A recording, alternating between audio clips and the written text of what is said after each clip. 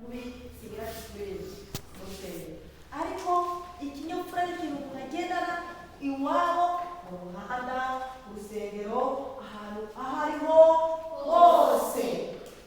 Icyo ni cyo ikinyabupfura.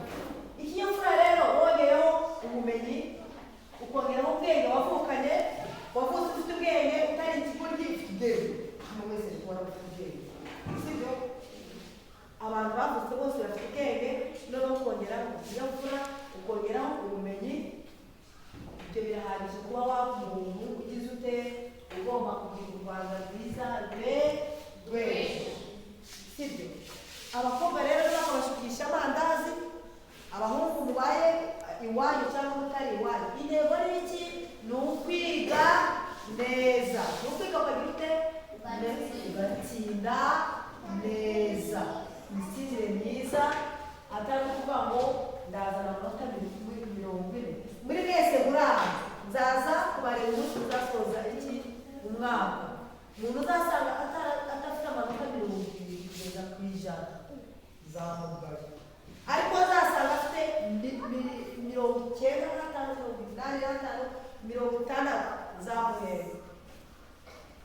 zamuhemba kumutakurana.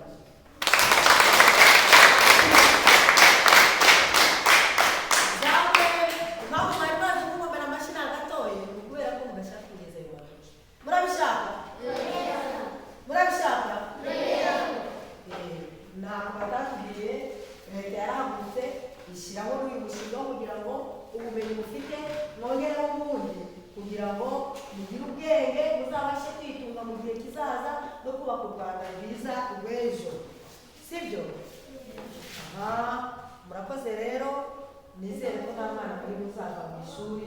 Nababwiye ko na wa mwana wavuye mu ishuri wo muzi ugiye kuja mu wa gatandatu mu wa gatatu uwo ari we wese muzabwire ticuriya na ticuriya na wa mutica wundi w'umumama sibyo?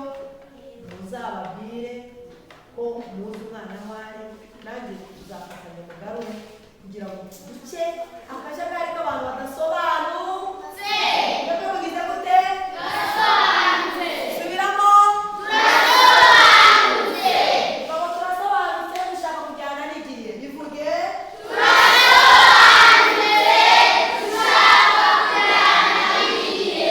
Murabana beza mwihamashi. Intore za pifo